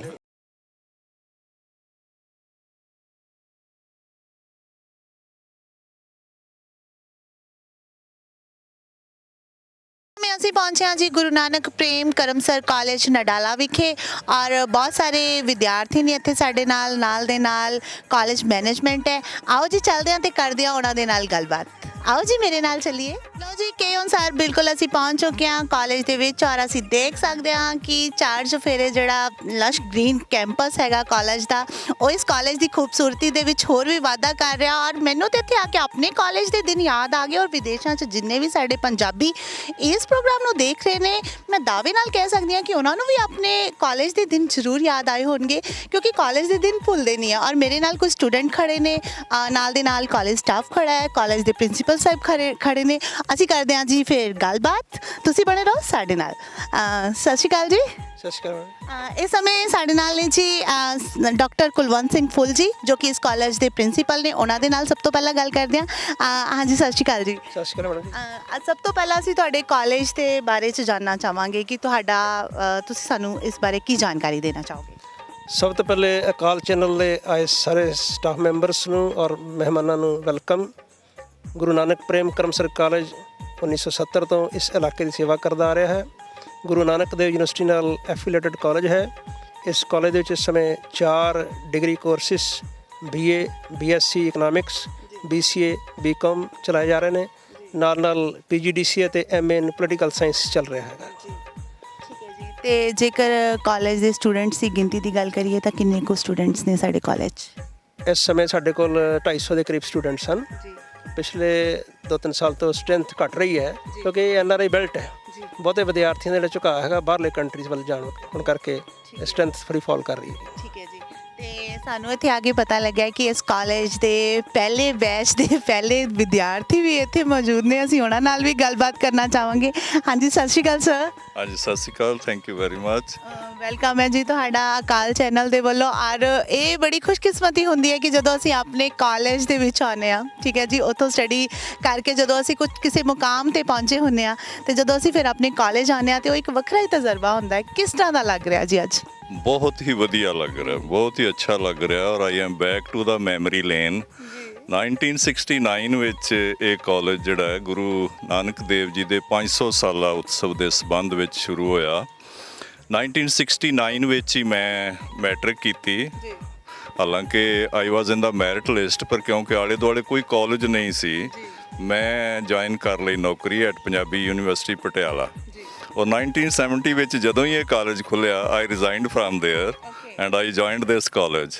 ਪਹਿਲਾ ਬੈਚ ਸੀ, ਉਸ ਵੇਲੇ ਇੰਨੀਆਂ ਵੱਡੀਆਂ ਰੌਣਕਾਂ ਨਹੀਂ ਸਨ, ਨਾ ਐਡੀ ਵੱਡੀ ਬਿਲਡਿੰਗ ਹੀ ਸੀ। ਦਿਲ ਨਹੀਂ ਕਰਦਾ ਕਿ ਅੱਜ ਦੇ ਟਾਈਮ ਮੈਂ ਪੜ੍ਹਦਾ ਹੁੰਦਾ ਇਸ ਕਾਲਜ। ਲੇਕਿਨ ਇਹ ਹੈ ਕਿ ਬਹੁਤ ਪ੍ਰੇਮ ਪਿਆਰ ਸੀ, ਔਰ ਅਸੀਂ ਪਹਿਲੇ ਬੈਚ ਵਾਲੇ ਸਟਾਫ ਮੈਂਬਰਸ ਨੇ ਇੰਨੀ ਜ਼ਿਆਦਾ ਮਿਹਨਤ ਸਾਡੇ ਤੇ ਕੀਤੀ, ਔਰ ਸਾਰੇ ਦਾ ਸਾਰਾ ਬੈਚ ਜਿਹੜਾ PCS officers, chief managers, professors, principals, ਮਤਲਬ ਵੱਧ ਤੋਂ ਵੱਧ ਜਿਹੜੀਆਂ ਉੱਚੀਆਂ ਪੋਸਟਾਂ ਹੁੰਦੀਆਂ ਨੇ ਉਹ ਸਾਡੇ ਬੈਚ ਨੇ ਦੇਸ਼ਾਂ ਤੇ ਵਿਦੇਸ਼ਾਂ ਵਿੱਚ ਪ੍ਰਾਪਤ ਕੀਤੀਆਂ। ਸੋ ਮੈਂ ਤਾਂ ਜਦੋਂ ਵੀ ਲੰਘਣਾ ਜੀ ਗੱਡੀ ਤੇ ਮੈਂ ਗੱਡੀ ਰੋਕ ਕੇ ਇਸ ਗੇਟ ਦੀ ਧਰਤੀ ਨੂੰ ਨਤਮਸਤਕ ਹੋ ਕੇ ਲੰਘਣਾ। ਐਗਜ਼ਾਮਪਲ ਇਜ਼ ਹੇਅਰ, ਜਿਸ ਤਰ੍ਹਾਂ ਤੁਸੀਂ ਕਿਹਾ ਕਿ ਬਹੁਤ ਸਾਰੇ ਵੱਡੇ ਵੱਡੇ ਅਹੁਦਿਆਂ ਤੇ ਪਹੁੰਚੇ, ਔਰ ਐਗਜ਼ਾਮਪਲ ਸਾਡੇ ਸਾਹਮਣੇ ਹੈ ਕਿ ਬਹੁਤ ਅੱਛੇ ਰਾਈਟਰ ਨੇ। ਹਾਂਜੀ, ਗੱਲ ਹੋਰ ਵੀ ਦੱਸਣੀ ਹੈ। ਦੱਸੋ ਜੀ, ਦੱਸੋ ਜੀ, ਦੱਸੋ। ਮੇਰੀ ਵਾਈਫ ਜਿਹੜੇ ਸਨ ਉਹ ਮੇਰੇ ਜੂਨੀਅਰ ਨੇ, ਜੂਨੀਅਰ ਸਨ ਯਾਨੀ ਕਿ, ਔਰ ਉਹ ਵੀ ਇਸੇ ਕਾਲਜ ਚੋਂ ਪੜ੍ਹੇ ਨੇ। ਸੋ ਸਾਡੀਆਂ ਯਾਦਾਂ ਜਿਹੜੀਆਂ ਨੇ ਉਹ ਜਵਾਨੀ ਵਾਲੀਆਂ ਵੀ ਇਹਦੇ ਨਾਲ ਸਾਂਝੀਆਂ ਨੇ। ਠੀਕ ਹੈ ਜੀ, ਠੀਕ ਹੈ। ਲੇਕਿਨ ਮੈਂ ਇਹ ਸਮਝਦਾ ਕਿ ਜਿਹੜੀ ਸਭ ਤੋਂ ਵੱਡੀ ਕਾਲਜ ਦੀ ਪ੍ਰਾਪਤੀ ਹੁੰਦੀ ਹੈ ਉਹਦੇ ਵਿਦਿਆਰਥੀ ਹੁੰਦੇ ਨੇ। ਸੋ ਜਿੰਨੇ ਵਧੀਆ ਵਿਦਿਆਰਥੀ ਹੋਣਗੇ ਓਨਾ ਹੀ ਕਾਲਜ ਦਾ ਨਾਂ ਜਿਹੜਾ ਹੈ ਉੱਚਾ ਹੋਏਗਾ। ਦੇਸ਼ਾਂ ਵਿਦੇਸ਼ਾਂ ਵਿੱਚ ਵੀ ਜਦੋਂ ਆਪਣੇ ਅਸੀਂ ਰਿਜ਼ਿਊਮੇ ਭੇਜਨੇ ਆ ਜਾਂ ਤੁਹਾਡੇ ਅਕਾਲ TV ਤੇ ਗੱਲ ਹੁੰਦੀ ਹੈ ਤੇ ਪਰਮਿੰਦਰ ਟਵਾਣਾ ਜੀ ਸਭ ਤੋਂ ਪਹਿਲਾਂ ਪੁੱਛਦੇ ਨੇ ਪੜ੍ਹੇ ਕਿੱਥੋਂ, ਤੇ ਉਦੋਂ ਕਿਹਾ ਜਾਂਦਾ ਕਿ ਮੈਂ ਡਿਗਰੀ ਗੁਰੂ ਨਾਨਕ ਪ੍ਰੇਮ ਕਰਮਸਰ ਕਾਲਜ ਤੋਂ ਪ੍ਰਾਪਤ ਕੀਤੀ। ਸੋ ਮੈਂ ਨਤਮਸਤਕ ਹਾਂ। ਅੱਜ ਮੌਕਾ ਵੀ ਤੁਸੀਂ ਦੇ ਦਿੱਤਾ ਦੇਸ਼ਾਂ ਵਿਦੇਸ਼ਾਂ ਵਿੱਚ ਆਪਣੀ ਗੱਲ ਕਰਨ ਦਾ। ਥੈਂਕ ਯੂ ਵੈਰੀ ਮਚ, ਬਹੁਤ ਮਿਹਰਬਾਨੀ। ਠੀਕ ਹੈ ਜੀ, ਤੇ ਅਸੀਂ ਸਿਰਫ ਇਹ ਕਹਿਣਾ ਚਾਹਾਂਗੇ ਤੁਹਾਡੇ ਲਈ ਕਿ ਸਫਲ ਉਹੀ ਹੁੰਦੇ ਨੇ ਜੋ ਕੁਝ ਕਰਨਾ ਜਾਣਦੇ ਨੇ, ਜਿੱਤਦੇ ਉਹੀ ਨੇ ਜੋ ਹਾਰਨਾ ਜਾਣਦੇ ਨੇ। ਐਵੇਂ ਗੱਲਾਂ ਨਾਲ ਮੈਲ ਨਹੀਂ ਉਸਰਦੇ, ਸਮਾਂ ਵੀ ਉਹਨਾਂ ਦਾ ਗੁਲਾਮ ਬਣ ਜਾਂਦਾ ਜੋ ਜ਼ਿੰਦਗੀ 'ਚ ਕੁਝ ਕਰਨਾ ਜਾਣਦੇ ਨੇ। ਤੇ ਨਾਲ ਦੇ ਨਾਲ ਸਾਡੇ ਦਰਮਿਆਨ ਬਹੁਤ ਹੀ ਵਧੀਆ ਜਿਹੜੀ ਪਰਸਨੈਲਿਟੀ ਨੇ ਉਹ ਵੀ ਪਹੁੰਚੇ ਹੋਏ ਨੇ, ਕਿਉਂਕਿ ਅਸੀਂ ਗੱਲਾਂ ਵੀ ਕਰਨੀਆਂ ਨੇ, ਨਾਲ ਨਾਲ ਤੁਹਾਨੂੰ ਮਿੱਠੇ ਮਿੱਠੇ ਗੀਤ ਵੀ ਸੁਣਾਉਣੇ ਨੇ। ਪਰ ਪਹਿਲਾਂ ਅਸੀਂ ਇਹ ਥੋੜ੍ਹਾ ਜਿਹਾ ਸਸਪੈਂਸ ਹੈ, ਮੈਂ ਤੁਹਾਨੂੰ ਬਾਅਦ 'ਚੋਂ ਦੱਸਾਂਗੀ। ਪਹਿਲਾਂ ਅਸੀਂ ਸਟੂਡੈਂਟਸ ਨਾਲ ਗੱਲਾਂ ਕਰ ਲਈਏ, ਕਿਉਂਕਿ ਅਸੀਂ ਵਿਦਿਆਰਥੀ ਜੀਵਨ ਦੀਆਂ ਯਾਦਾਂ ਦੀ ਗੱਲ ਕਰ ਰਹੇ ਹਾਂ। ਔਰ ਇੱਥੇ ਸਾਡੇ ਨਾਲ ਸਟੂਡੈਂਟਸ ਨੇ, ਬਹੁਤ ਸੋਹਣੇ ਜਿਹੜੇ ਸਰਦਾਰ ਮੈਨੂੰ ਨਜ਼ਰ ਆ ਰਹੇ ਨੇ ਪਿੱਛੇ, ਬੜੀਆਂ ਸੋਹਣੀਆਂ ਸੋਹਣੀਆਂ ਇਹਨਾਂ ਨੇ ਪੱਗਾਂ ਬੰਨੀਆਂ। ਜਰਾ ਅੱਗੇ ਆ ਜਾਓ ਸਾਰੇ ਜਣੇ, ਕਿਉਂਕਿ ਕਹਿੰਦੇ ਹੁੰਦੇ ਆ ਪੱਗ ਵਾਲੇ ਦੀ ਟੌਰ ਵੱਖਰੀ ਭਾਵੇਂ ਦੁਨੀਆ ਲੱਖ ਹਜ਼ਾਰ ਦੀ ਹੈ ਜੀ। ਪੱਗ ਵਾਲੇ ਦੀ ਟੌਰ ਵੱਖਰੀ ਭਾਵੇਂ ਦੁਨੀਆ ਲੱਖ ਹਜ਼ਾਰ ਦੀ, ਲੱਖਾਂ 'ਚ ਹੋਵੇ ਇੱਕ ਪੱਗ ਵਾਲਾ ਤੇ ਹੱਥ ਜੋੜ ਕੇ ਕਹੀਦਾ ਸਤਿ ਸ਼੍ਰੀ ਅਕਾਲ ਸਰਦਾਰ ਜੀ। ਹਾਂਜੀ, ਬੜੇ ਸੋਹਣੇ ਸੋਹਣੇ ਜਿਹੜੇ ਪੱਗਾਂ ਵਾਲੇ ਮੁੰਡੇ ਨੇ ਉਹ ਸਾਡੇ ਨਾਲ ਖੜੇ ਨੇ। ਔਰ ਇਹ ਜਿਹੜਾ ਮੁੰਡਾ ਨਾ ਬੜਾ ਸ਼ਰਮਾ ਰਿਹਾ ਕੁੜੀਆਂ ਵਾਂਗੂ। ਤੇ ਹਾਂਜੀ ਬੇਟੇ, ਕੀ ਨਾਮ ਹੈ ਤੁਹਾਡਾ? ਮੈਮ ਮੇਰਾ ਨਾਮ ਗੁਰਪ੍ਰੀਤ ਸਿੰਘ ਹੈ ਜੀ। ਗੁਰਪ੍ਰੀਤ ਸਿੰਘ ਹੈ। ਕਿਹੜੀ ਕਲਾਸ 'ਚ ਪੜ੍ਹਦੇ ਹੋ? ਮੈਮ ਮੈਂ +2 ਆਰਟਸ ਜੀ। ਅੱਛਾ ਜੀ, +2 ਆਰਟਸ ਵਿੱਚ ਪੜ੍ਹਦੇ ਹੋ। ਤੇ ਜੇ ਤੁਹਾਨੂੰ ਅਸੀਂ ਇਹ ਪੁੱਛੀਏ ਕਿ ਪੰਜਾਬੀ ਸੱਭਿਆਚਾਰ ਦੀ ਜਦੋਂ ਅਸੀਂ ਗੱਲ ਕਰਨੇ ਆ, ਪੰਜਾਬੀ ਔਰ ਪੰਜਾਬੀਅਤ ਦੀ, ਤੇ ਕੀ ਕਹਿਣਾ ਚਾਹੋਗੇ ਇਸ ਰਿਗਾਰਡਿੰਗ? ਮੈਮ ਮੈਂ ਇਹੀ ਕਹਿਣਾ ਚਾਹੁੰਦਾ ਕਿ ਪੰਜਾਬੀਆਂ ਦਾ ਸੱਭਿਆਚਾਰ ਬਹੁਤ ਵਧੀਆ ਹੁੰਦਾ ਵਾ। ਜਿੱਦਾਂ ਕਿ ਆਪਾਂ ਸਾਰੇ ਪੰਜਾਬੀ ਹਾਂ, ਤੇ ਮੈਮ ਆਪਾਂ ਸਾਰੇ ਆਪਣੇ ਸੱਭਿਆਚਾਰ 'ਚ ਬਹੁਤ ਵਧੀਆ ਫੀਲ ਕਰਦੇ ਹਾਂ ਜਦੋਂ ਆਪਾਂ ਆਪਣਾ ਪੰਜਾਬੀ ਸੱਭਿਆਚਾਰ ਮਨਾਉਂਦੇ ਹਾਂ ਜੀ। ਜੀ ਠੀਕ ਹੈ ਜੀ। ਇੱਥੇ ਆ ਕੇ ਸਾਨੂੰ ਪਤਾ ਲੱਗਿਆ ਇਸ ਪਿੰਡ ਦੇ ਵਿੱਚ ਆ ਕੇ ਕਿ ਇੱਥੋਂ ਦੇ ਬਹੁਤ ਸਾਰੇ ਲੋਕ ਜਿਹੜੇ ਨੇ ਉਹ NRIs ਨੇ, ਵਿਦੇਸ਼ਾਂ 'ਚ ਜਾਣਾ ਚਾਹੁੰਦੇ ਨੇ। ਤੇ ਤੁਹਾਡੇ ਵਿੱਚੋਂ ਵੀ ਕਿਸੇ ਨੇ ਬਾਹਰ ਜਾਣ ਦੀ ਪਲੈਨਿੰਗ ਕੀਤੀ ਹੈ ਜੀ? ਪੜ੍ਹ ਲਿਖ ਕੇ ਬਾਹਰ ਕਿੰਨੇ ਜਾਣਾ? ਹਾਂਜੀ, ਕਿਸੇ ਨੇ ਨਹੀਂ? ਵੀ ਸਾਨੂੰ ਤੇ ਇੱਥੇ ਆ ਕੇ ਪਤਾ ਲੱਗਿਆ ਵੀ ਇੱਥੋਂ ਦੇ ਲੋਕ ਬਾਹਰ ਹੀ ਬੜਾ ਜਾਂਦੇ ਆ। ਕੀ ਗੱਲ, ਤੁਹਾਨੂੰ ਵਿਦੇਸ਼ ਚੰਗਾ ਨਹੀਂ ਲੱਗਦਾ?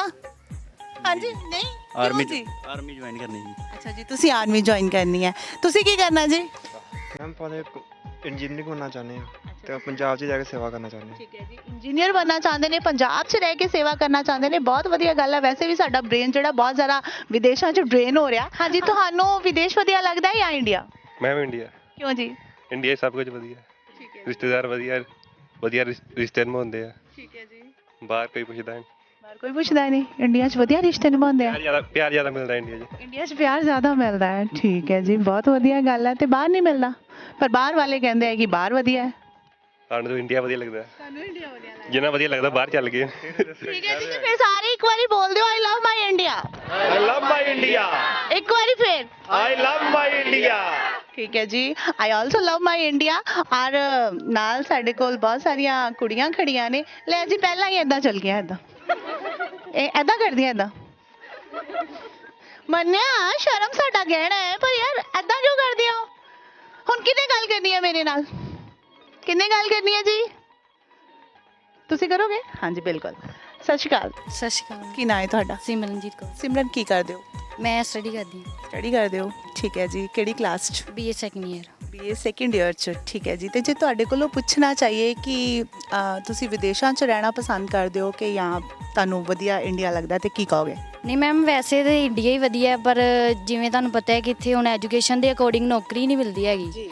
ਸੋ ਇਸ ਕਰਕੇ ਜਿਹੜੇ ਮੋਸਟਲੀ ਜਿਹੜੇ ਸਟੂਡੈਂਟ ਨੇ ਬਾਹਰ ਜਾਣਾ ਪਸੰਦ ਕਰਦੇ ਆ, ਕਿਉਂਕਿ ਉੱਥੇ ਦਾ ਲਾਈਫ ਟੈਕਚਰ ਉਹਨਾਂ ਨੂੰ ਵਧੀਆ ਮਿਲਦਾ ਹੈ ਅਤੇ ਫੈਸਿਲਿਟੀਜ਼ ਵਧੀਆ ਮਿਲਦੀਆਂ ਨੇ। ਸੋ ਇਸ ਲਈ ਉਹ ਫੋਰਨ ਕੰਟਰੀਆਂ ਯੂਜ਼ ਕਰਦੇ ਨੇ। ਠੀਕ ਹੈ ਜੀ। ਹਾਂਜੀ ਠੀਕ ਹੈ ਮੈਡਮ, ਤੁਸੀਂ ਕੀ ਕਹਿਣਾ ਚਾਹੋਗੇ ਜੇ ਤੁਹਾਡੇ ਵਿਊਜ਼ ਲਈਏ ਅਸੀਂ ਕਿ ਫੋਰਨ ਔਰ ਇੰਡੀਆ, ਮਤਲਬ ਤੁਹਾਨੂੰ ਕੀ ਵਧੀਆ ਲੱਗਦਾ? ਹਾਂਜੀ, ਸਤਿ ਸ਼੍ਰੀ ਅਕਾਲ ਸਾਰਿਆਂ ਨੂੰ।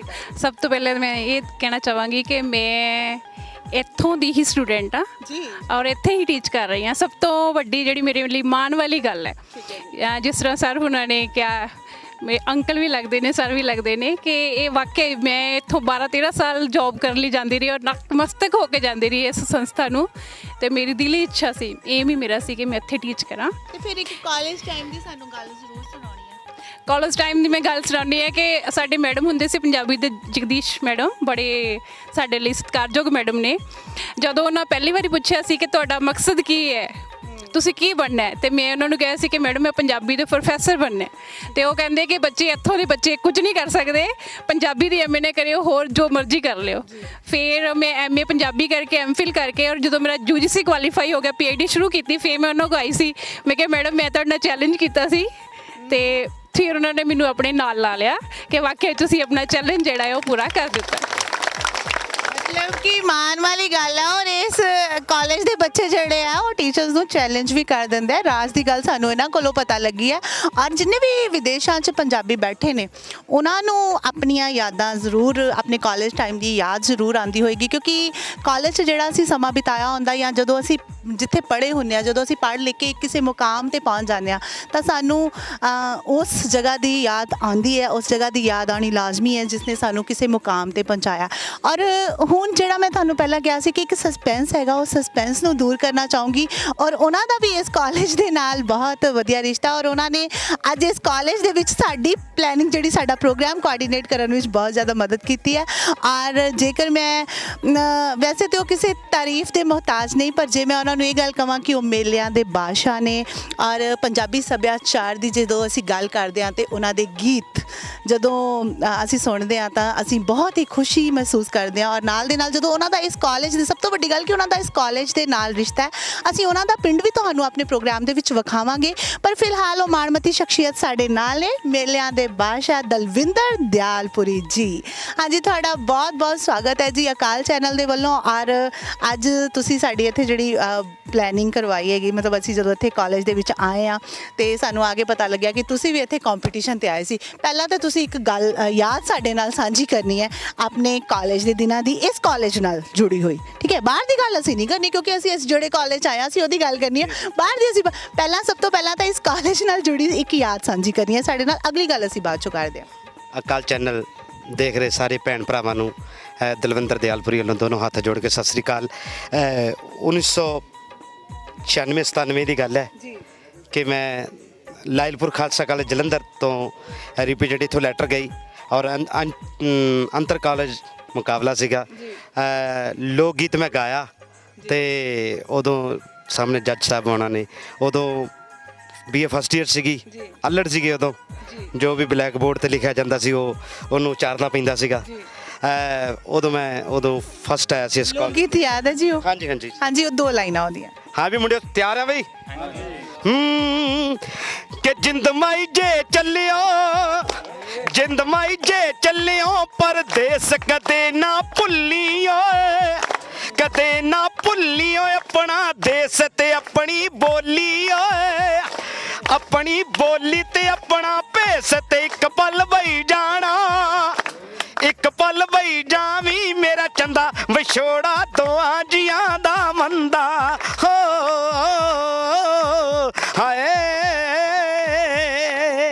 ਗੀਤ ਗਾਇਆ ਸੀ ਠੀਕ ਜੀ। ਹੈ ਜੀ, ਬਹੁਤ ਖੂਬ। ਇਹ ਤੇ ਸੀਗੀ ਜੀ ਜਿਹੜੀ ਤੁਸੀਂ ਕਾਲਜ ਦੇ ਨਾਲ ਰਿਲੇਟਡ ਇੱਕ ਯਾਦ ਸਾਂਝੀ ਕੀਤੀ। ਔਰ ਜਦੋਂ ਅਸੀਂ ਗੱਲ ਕਰਦੇ ਹਾਂ, ਜਿਸ ਤਰ੍ਹਾਂ ਅਸੀਂ ਗੱਲ ਕਰ ਰਹੇ ਹਾਂ ਪੰਜਾਬ, ਪੰਜਾਬੀ ਔਰ ਪੰਜਾਬੀਅਤ ਦੀ, ਕਿ ਕੁਝ ਲੋਕ ਨੇ ਜਿਹੜੇ ਵਿਦੇਸ਼ਾਂ 'ਚ ਰਹਿਣਾ ਪਸੰਦ ਕਰਦੇ ਨੇ। ਜਿਸ ਤਰ੍ਹਾਂ ਇੱਥੇ ਇੱਕ ਸਟੂਡੈਂਟ ਨੇ ਦੱਸਿਆ ਕਿ ਇੱਥੇ ਸਾਨੂੰ ਸਾਡੀ ਐਜੂਕੇਸ਼ਨ ਦੇ ਕੁਆਲੀਫਿਕੇਸ਼ਨ ਦੇ ਹਿਸਾਬ ਦੇ ਨਾਲ ਜੌਬਸ ਨਹੀਂ ਮਿਲਦੀਆਂ, ਫਿਰ ਸਾਨੂੰ ਬਾਹਰ ਜਾਣਾ ਪੈਂਦਾ।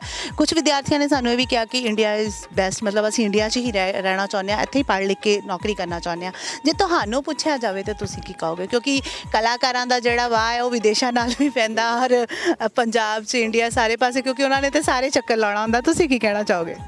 ਮੈਂ ਤੇ ਇਹੀ ਗੱਲ ਕਹਾਂਗਾ ਇੱਕੋ ਲਾਈਨ 'ਚ ਕਿ ਨਾ ਉਹ ਅੱਕਦੇ ਤੇ ਨਾ ਕਦੇ ਥੱਕਦੇ, ਜਿਹੜੇ ਰੱਬ ਤੇ ਭਰੋਸਾ ਸਦਾ ਰੱਖਦੇ, ਉਹ ਦੁਨੀਆ ਤੇ ਛਾ ਜਾਂਦੇ ਨੇ। ਜਿਹੜੇ ਨਜ਼ਰਾਂ ਨਿਸ਼ਾਨਿਆਂ ਤੇ ਰੱਖਦੇ, ਉਹ ਮੰਜ਼ਲਾਂ ਨੂੰ ਪਾ ਜਾਂਦੇ ਨੇ। ਮੰਜ਼ਲ ਇੱਧਰ ਵੀ ਇੰਡੀਆ 'ਚ ਵੀ ਹੈ, ਮੰਜ਼ਲ ਇੰਗਲੈਂਡ ਦੇ ਵਿੱਚ ਵੀ ਹੈ, ਮੰਜ਼ਲ ਕੈਨੇਡਾ ਦੇ ਵਿੱਚ ਵੀ ਹੈ, ਮੰਜ਼ਲ ਅਮਰੀਕਾ 'ਚ ਵੀ ਹੈ, ਜਰਮਨ 'ਚ ਵੀ, ਫਰਾਂਸ 'ਚ ਵੀ, ਇਟਲੀ 'ਚ ਵੀ ਹੈ। ਪਰ ਜਿੱਥੇ ਵੀ ਪ੍ਰਮਾਤਮਾ ਨੇ ਜੋ ਅੰਜਲ ਮੈਡਮ ਜੀ ਲਿਖਿਆ ਹੋਵੇ ਉੱਥੇ ਚੁਗਣਾ ਪੈਂਦਾ ਹੈ। ਠੀਕ ਨਹੀਂ ਗੱਲ? ਤੇ ਜਿਹੜੀ ਇੱਧਰ ਰੁਜ਼ਗਾਰ ਮਿਲਦਾ ਹੈ ਉਹ ਵੀ ਸਿਰ ਮੱਥੇ ਤੇ ਜਿਹੜਾ ਉੱਧਰ ਰੁਜ਼ਗਾਰ ਮਿਲਦਾ, ਕਿਉਂਕਿ ਸਾਡਾ ਜਿਹੜਾ ਕਲਾਕਾਰਾਂ ਦਾ ਪ੍ਰਮਾਤਮਾ ਨੇ ਜਿਹੜਾ ਸਾਡਾ ਚੋਗਾ ਆ ਉਹ ਜਹਾਜ਼ ਤੇ ਬਹਿ ਕੇ ਖਿਲਾਰਿਆ ਹੋਇਆ ਕਿ ਸਾਰੇ ਪਾਸੇ ਸਾਨੂੰ ਚੁਗਣਾ ਪੈਂਦਾ ਜੀ। ਠੀਕ ਹੈ ਜੀ। ਤੇ ਪਰ ਪੰਜਾਬ ਦੀ ਮਿੱਟੀ ਦੀ ਮਹਿਕ ਆਪਣੇ ਆਪ ਹੀ ਮੂੰਹ ਚੋਂ ਨਿਕਲ ਗਿਆ ਔਰ ਜਦੋਂ ਅਸੀਂ ਪੰਜਾਬ ਦੀ ਗੱਲ ਕਰਦੇ ਹਾਂ, ਪੰਜਾਬੀਅਤ ਦੀ ਗੱਲ ਕਰਦੇ ਹਾਂ, ਪੰਜਾਬ ਦੀ ਮਿੱਟੀ ਦੀ ਮਹਿਕ ਦੀ ਗੱਲ ਕਰਦੇ ਹਾਂ, ਆਪਣੇ ਵਿਰਸੇ ਦੀ ਬਾਤ ਕਰਦੇ ਹਾਂ, ਤਾਂ ਫਿਰ ਕੀ ਕਹਿੰਦੇ ਹੋ ਤੁਸੀਂ? ਫਿਰ ਤੇ ਮੈਂ ਗੱਲ ਇਹ ਕਹਿਣਾ ਜੀ ਅਕਾਲ ਚੈਨਲ ਦੇ ਰਾਹੀਂ ਕਿ ਭੁੱਲਣਾ ਨਹੀਂ ਉਹਨੇ ਜਿੰਨੇ ਬੋਲਣਾ ਸਿਖਾ ਲਿਆ, ਜਿਹੜੀ ਮਾਂ ਨੇ ਮੈਨੂੰ ਲਾਡਾਂ ਚਾਵਾਂ ਨਾਲ ਪਾਲਿਆ, ਕਿਸੇ ਦੀਆਂ ਚਾਲਾਂ ਵਿੱਚ ਫਸਣਾ ਕਦੇ ਨਹੀਂ, ਭਾਵਾਂ ਲੂੰਬੜੀ ਮਿਲੇ ਭਾਵਾਂ ਕਾਂ ਟੱਕਰੇ, ਆਪਾਂ ਤਾਂ ਪੰਜਾਬੀ ਬੋਲੀ ਬੋਲਣੀ, ਭਾਵਾਂ ਮੇਮ ਜਾਂ ਮੇਮ ਦੀ ਮਾਂ ਟੱਕਰੇ, ਆਪਾਂ ਤਾਂ ਪੰਜਾਬੀ ਬੋਲੀ ਬੋਲਣੀ, ਭਾਵਾਂ ਅੰਗਰੇਜ਼ ਦਾ ਪੇ ਟੱਕਰੇ। ਗੱਲ ਚੈਨਲ ਟੀਵੀ ਦੇਖ ਰਹੇ ਸਾਰੇ ਦਰਸ਼ਕਾਂ ਨੂੰ ਇਹੀ ਹੈ ਕਿ ਸਿੱਖੋ ਭਾਵਾਂ ਸਾਰੀਆਂ ਭਾਸ਼ਾਵਾਂ ਲੱਖ ਵਾਰ ਵਈ, ਉੱਥੇ ਬੋਲੋ ਜਿੱਥੇ ਉਹਦਾ ਬਣਦਾ ਆਧਾਰ ਵਈ। ਤੁਸੀਂ ਵੀ ਅੰਗਰੇਜ਼ੀ ਬੋਲ ਰਹੇ ਹੋ ਕਿ ਸਿੱਖੋ ਭਾਵਾਂ ਸਾਰੀਆਂ, ਗੱਲ ਮੈਨੂੰ ਲਾ ਰਹੇ ਹੋ ਜਿਹੜੇ ਟੁੱਟੀ ਫੁੱਟੀ ਜਿਹੀ ਅੰਗਰੇਜ਼ੀ ਬੋਲਦੇ ਆ, ਕਿ ਸਿੱਖੋ ਭਾਵਾਂ ਸਾਰੀਆਂ ਭਾਸ਼ਾਵਾਂ ਲੱਖ ਵਾਰ ਵਈ, ਉੱਥੇ ਬੋਲੋ ਜਿੱਥੇ ਉਹਦਾ ਬਣਦਾ ਆਧਾਰ ਵਈ। ਲੱਖ ਲਾਈਏ ਵਿਹੜੇ ਵਿੱਚ ਰਬੜਾਂ ਦੇ ਬੂਟੇ, ਪਰ ਬੋੜਾ ਵਰਗੀ ਨਾ ਠੰਡੀ ਛਾਂ ਟੱਕਰੇ, ਆਪਾਂ ਤਾਂ ਪੰਜਾਬੀ ਬੋਲੀ ਬੋਲਣੀ, ਭਾਵਾਂ ਮੇਮ ਜਾਂ ਮੇਮ ਦੀ ਮੰਮੀ ਟੱਕਰੇ, ਆਪਾਂ ਤਾਂ ਪੰਜਾਬੀ ਬੋਲੀ ਬੋਲਣੀ, ਭਾਵਾਂ ਮੇਮ ਜਾਂ ਮੇਮ ਦੀ ਮਾਂ ਟੱਕਰੇ। ਬਹੁਤ ਹੀ ਵਧੀਆ। ਔਰ ਇੱਕ ਤਰ੍ਹਾਂ ਦਾ ਮੈਸੇਜ ਜਿਹੜਾ ਹੈਗਾ ਉਹ ਸਾਡੇ ਪ੍ਰੋਗਰਾਮ ਦੇ ਥਰੂ ਇਹਨਾਂ ਨੇ ਦੇ ਦਿੱਤਾ ਕਿ ਸਾਨੂੰ ਆਪਣੀ ਬੋਲੀ ਨਹੀਂ ਭੁਲਾਉਣੀ ਚਾਹੀਦੀ। ਵੈਸੇ ਵੀ ਕਹਿੰਦੇ ਨੇ ਬੋਲੀ ਨਾ ਭੁਲਾਇਓ, ਕਵਿਤਾਵਾਂ ਰੁੱਲ ਜਾਣੀਆਂ, ਮਾਵਾਂ ਦੀਆਂ ਦਿੱਤੀਆਂ ਦੁਆਵਾਂ ਰੁੱਲ ਜਾਣੀਆਂ, ਦਿੱਤੀਆਂ ਸ਼ਹਾਦਤਾਂ ਨਾ ਮਿੱਟੀ 'ਚ ਮਿਲਾ ਦਿਓ, ਵੇਖਿਓ ਪੰਜਾਬੀਓ ਪੰਜਾਬੀ ਨਾ ਭੁਲਾ ਦਿਓ। ਇਹ ਸੀ ਜੀ ਸਫ਼ਰ ਕਪੂਰਥਲਾ ਜ਼ਿਲ੍ਹਾ ਦੇ ਨਡਾਲਾ ਪਿੰਡ ਦਾ। ਅਗਲੇ ਹਫਤੇ ਇਸੇ ਦਿਨ ਇਸੇ ਸਮੇਂ ਇਸੇ ਚੈਨਲ ਤੇ ਫਿਰ ਹਾਜ਼ਰ ਹੋਵਾਂਗੇ, ਰੌਣਕਾਂ ਲਾਵਾਂਗੇ ਜੀ ਜਾ ਕੇ ਪੰਜਾਬ ਦੇ ਕਿਸੇ ਹੋਰ ਜ਼ਿਲ੍ਹੇ 'ਚ, ਕਿਸੇ ਹੋਰ ਪਿੰਡ 'ਚ, ਕਿਸੇ ਹੋਰ ਕਾਲਜ 'ਚ। ਤੁਸੀਂ ਬਣੇ ਰਹੋ ਸਾਡੇ ਨਾਲ ਤੇ ਵੇਖਦੇ ਰਹੋ ਅਕਾਲ ਚੈਨਲ। ਮੈਨੂੰ ਸੁਖਬੀਰ ਨੂੰ ਦੇ ਦਿਓ ਇਜਾਜ਼ਤ। ਅਗਲੇ ਹਫਤੇ ਫਿਰ ਇਸੇ ਦਿਨ ਇਸੇ ਸਮੇਂ ਇਸੇ ਚੈਨਲ ਤੇ। ਜੇਕਰ ਤੁਸੀਂ ਵੀ ਆਪਣੀ ਪਸੰਦ ਦੀ ਕੋਈ ਜਗ੍ਹਾ ਸਾਨੂੰ ਦਿਖਾਉਣਾ ਚਾਹੁੰਦੇ ਹੋ ਜਾਂ ਦੇਖਣਾ ਚਾਹੁੰਦੇ ਹੋ ਜਾਂ ਸਾਨੂੰ ਆਪਣੇ ਪਿੰਡ ਜਾਂ ਸ਼ਹਿਰ 'ਚ ਬੁਲਾਉਣਾ ਚਾਹੁੰਦੇ ਹੋ ਤਾਂ ਤੁਸੀਂ ਅਕਾਲ ਚੈਨਲ ਨਾਲ ਸੰਪਰਕ ਕਰ ਸਕਦੇ ਹੋ। ਦੇਖਦੇ ਰਹੋ ਅਕਾਲ ਚੈਨਲ। ਸਤਿ ਸ਼੍ਰੀ ਅਕਾਲ।